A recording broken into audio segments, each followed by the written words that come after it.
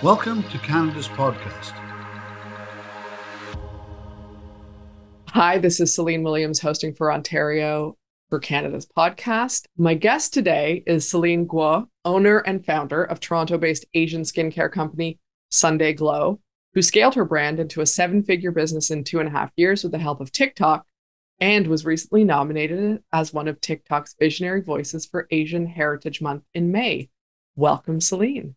Thank you. Thank you so much for having me, Celine. This is the first time I've interviewed someone with the same name as me. It's very fun very fun for a first experience. So here we go. So I'm curious to hear a little bit about your journey into first of all, congratulations on scaling your brand, but how did this come about? How did you decide to become an entrepreneur? How did Sunday Glow come about? Walk me through a little bit. Yeah, that's a big question. How I like to start. So I think my entrepreneurial dream started when I was very young. My mom started her own business in China in a very male-dominated industry back in the 90s. So she's always been my inspiration. And I was like, I want to be better than her when I was in sixth grade. So I was like, I want to start my own business. But then in university, I always had this idea, that idea, but they're just always everywhere.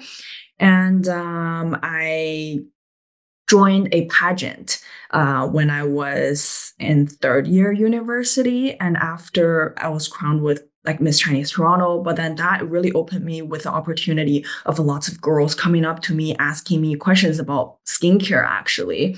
And I personally struggled a lot with my own skin. So I struggled with acne, with blackheads, oiliness, literally tried hundreds of products until I was able to find the right solution. So when the girls came to me, I was able to really share my experience.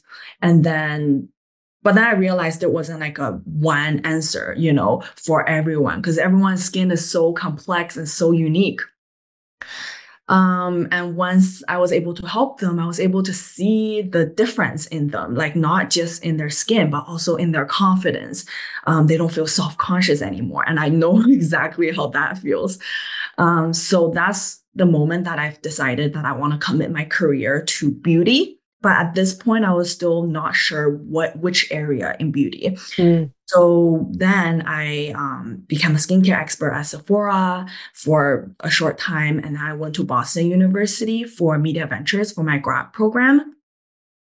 And from there, it was actually how the program really taught me how to formulate my thoughts, how to really systemize all my business ideas, coming up with, customer interviews, customer groups, target market, and all of that fun stuff.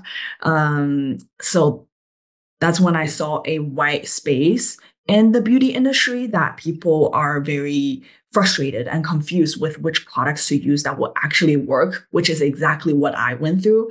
And that was the start of Sunday Glow.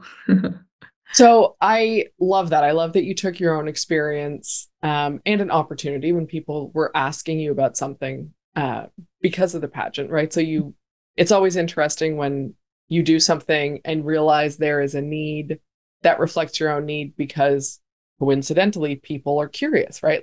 Women want to know what you're doing. Yeah. So I love when entrepreneurs have a story like that. And there's so many of them where it's like, oh, my problem was other people's problems too. That's kind of cool. Yeah. And I'm curious because from the outside, I have a couple of questions, but I'm going to start with this one. So from the outside, if you look at the beauty industry, it seems like I'm not saying this is the truth. There's so much information. It's hard to think and go, there's white space for anything, because you're like, all there seems to be is information. So what was your experience to identify what that opportunity was? Where was that white space for you? Where was that gap? And because I think that can be the challenge for entrepreneurs quite often, right? Is from the outside, I'm like, how would you find that in beauty? Everyone has everything for everything. Yeah. But clearly that's not true. Yeah, 100%. That's actually exactly why I started our personalized mask box. That's our hero product, is that people are just bombarded with too much information. There's literally thousands and thousands of products out there. With different marketing campaigns, people are overwhelmed and frustrated. So with our personalized mask box is that they will take a really quick skin quiz on our website, and then that's all they have to do. From there, our skincare expert will analyze their skin and then curate a box of solution for their skin. And we specialize in Korean skincare. So like what makes us unique is that it's personalized, is that our customers don't have to go through any trial and error anymore. They don't have to keep wasting money. So like, and they don't have to keep wasting time on doing research and like reading through blogs and thousands of like Instagram posts and TikTok to find out which one. So yeah, it's saving them really a lot of time and a lot of money. But I found that actually so that was my own personal experience. And I think I interviewed around 150 people on the street of Boston. So like it was a customer interview, really finding out what's people's pain point. Mm. And I was able to verify or validate that it is a pain point for a lot of people, that people go through so much trial and error when they want to find the right skincare products for their skin. Mm. Yeah, I think that is trial and error definitely seems to be the way when it comes to skincare. Because there is just so much. There's so much information. So much to watch. Yeah. And it's not tailored, right? It's like, and everyone speaks in these generalizations. So that absolutely makes sense. So I'm curious, when you decided to focus on beauty in some way, when you had that moment where you were like, beauty is going to be the thing. Mm-hmm. How did you decide what to study or what to pursue in that moment? Because there are a lot of avenues, right? Like you can go into chemistry, right? Like you can go into chemistry to go into beauty. You can go into makeup. There's, again, lots of options. And recognizing that you chose to do an entrepreneurship as a choice of study. But what did that come down to for you? For me, if I understand you correctly, it's more just my love for business overall.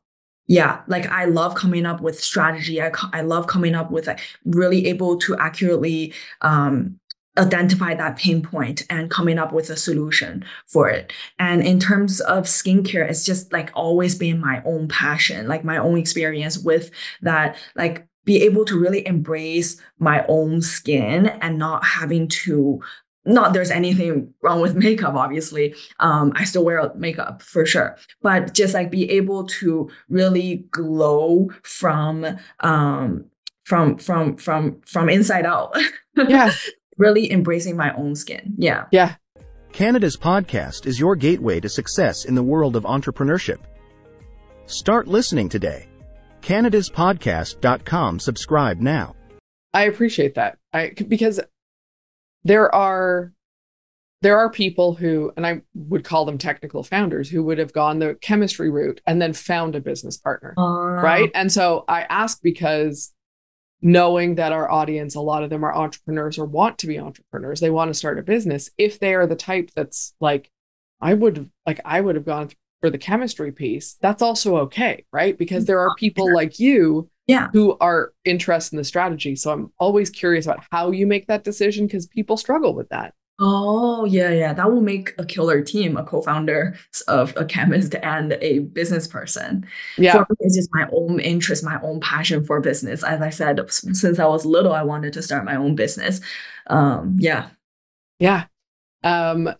So knowing that you used TikTok, what drew you to TikTok? So how did you let's start there. Why TikTok? How did you decide on that? Yeah, when I started TikTok, I think it was, so like in in October we turned our 4-year anniversary. I started it maybe at the 3.5 years ago. So there was half a year that like when I first started, built a website by myself, and there was absolutely no traffic to the website. There was so I was trying a lot of different marketing channels, like posting on Reddit saying that, hey, I found this new skincare brand as a customer, and then people will call me out, be like, this sounds like an ad. And I'll do like $5 daily budget on Facebook Manager, and I'll do just also like all sorts of other types of marketing channels, and none of them really worked. And that's when I was like really, really lost. I was questioning myself every day, like, is this not a good idea? How come I spent so much effort on the website and nobody cares about it? Obviously, nobody cares because people don't know about it. Right. And that's when I realized the importance of marketing, really getting people, like, doesn't matter. Of course it matters, but in the very beginning, you have to get the words out first. And that's when TikTok started, because TikTok originated from China, and I know that it's huge in China. But then that's when TikTok started blowing up in North America, and I was like, maybe this is an opportunity. People are all seizing the opportunity in China. Maybe I should try it here.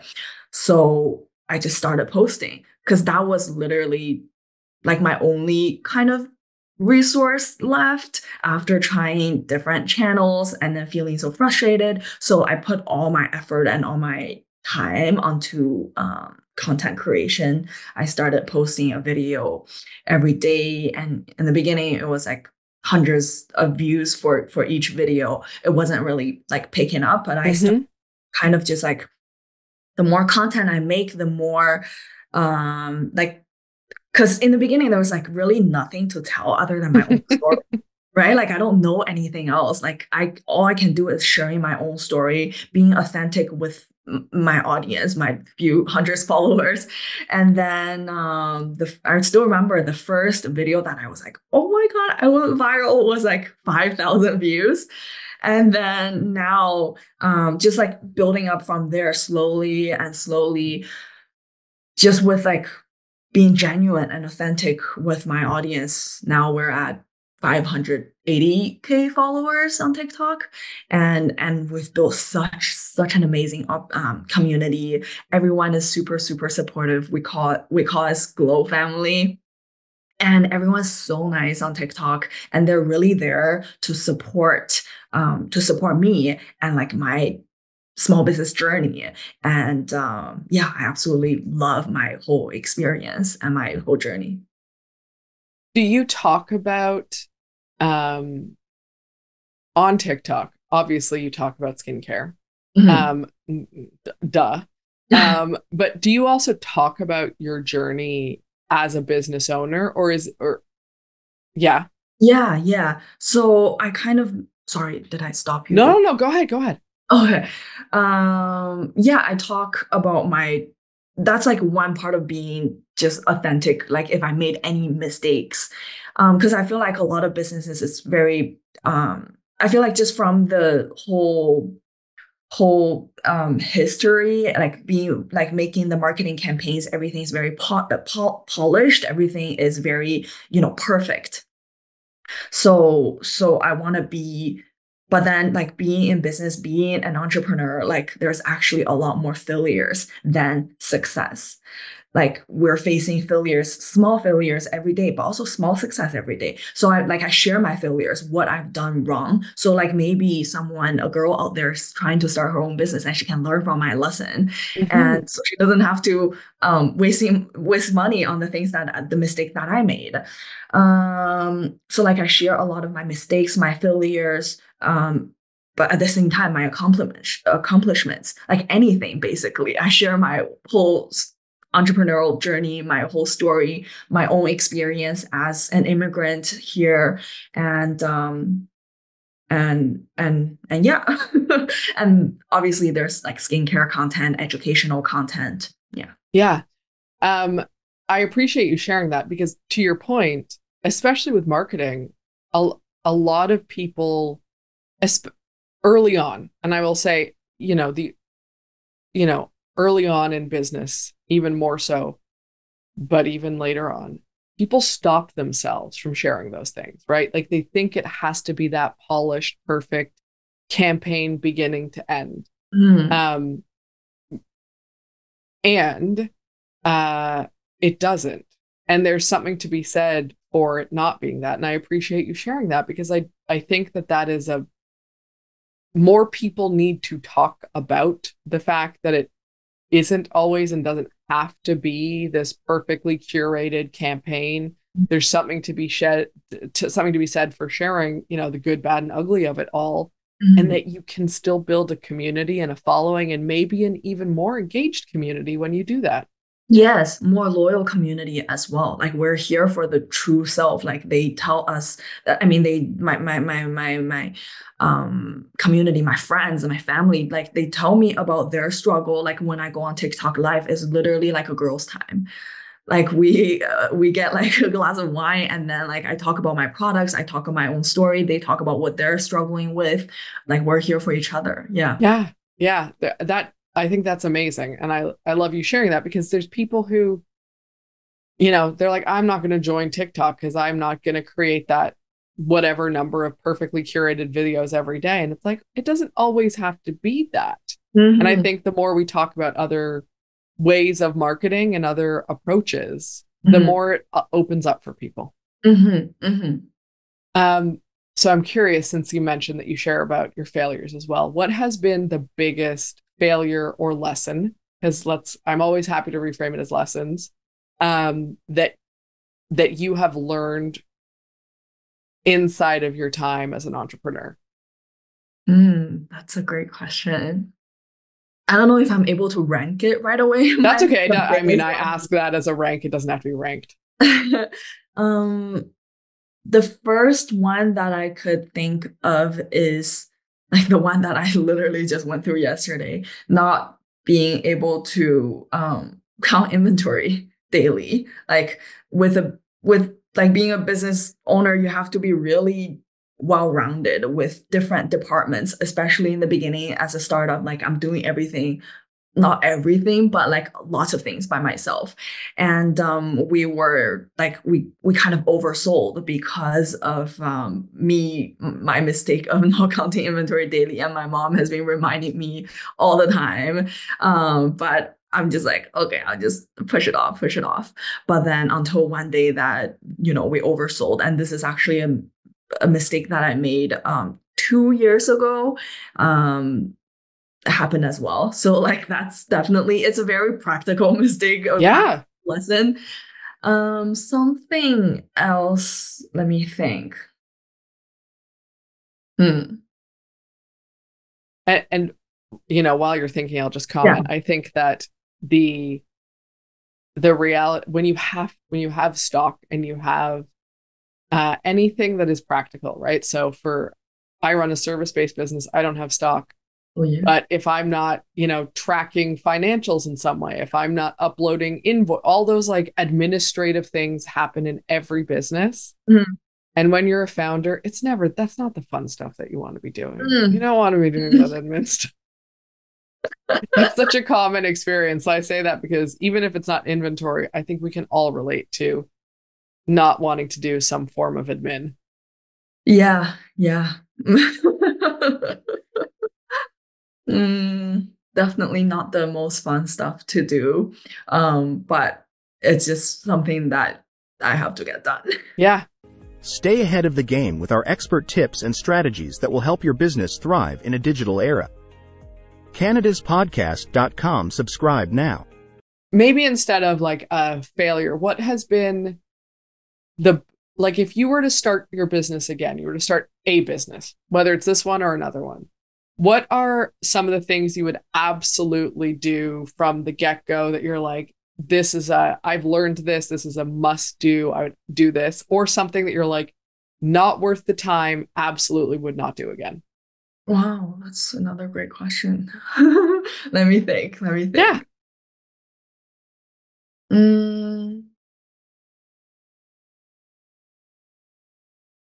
I think The first question, what I would absolutely get done in the beginning will be the very first thing I worked on Sunday Glow was the website, building my own website.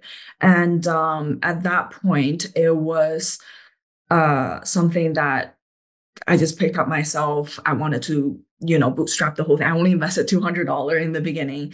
So like I didn't want to hire anyone to do it. But I think if I were to start another business, I would obviously I'll still do it. I'll still like get myself familiar with it so I know what's good, what's bad, at least when I hire someone to do it. But like having an optimized website is crucial.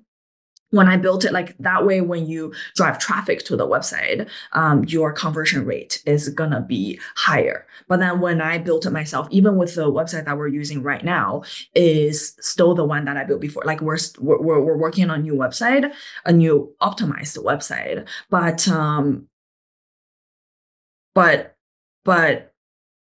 without an optimized website, like the traffic you drive there sometimes is a little bit wasted because I didn't know where to put what. Like for my testimonial, I placed it at the very end. But then like with skincare, people want to see what's the result after using the products. So like now we're placing it in the like right after the banner.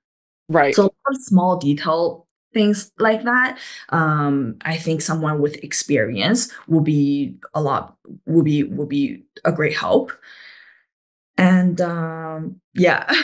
So for the second question you said is, could you remind me something that I wouldn't? Yeah, something that you wouldn't do it, that you're like, would not do that again. That was either a waste of time or it didn't turn out the way I wanted it to. I think that would be wasting my time overthinking whether or not this is a good idea.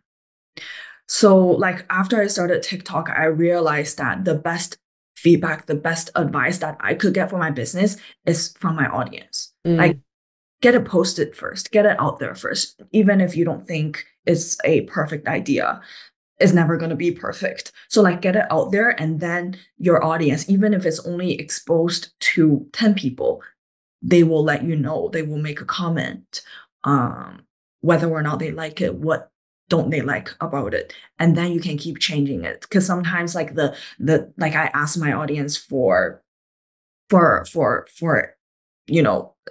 decision that I'm trying to make, which box design that I like better. I would think about it like on my own, refine each option for weeks, but then the answer that they give me is completely different from my own preference. So like really getting even if for anyone who wants to start a business out there, like even if you have a not so perfect idea that you don't really like, you're not sure where to go, put it out there first. Make a content. You don't even have to buy any inventory at that point. Don't need to invest a single dollar. Put it out there and then hear back from your community. I love that, because I think quite often people are so focused on, I have to have it all perfect and set up for delivery without ever validating what it's going to be. Yeah. And I think putting the idea out there and seeing that there's demand for it in some way, that people want it or are interested, I think that's such great advice. And it's tough for entrepreneurs because everyone wants it to be perfect before it's out there. And it's like, it's not going to be perfect even when it is out there. So yeah.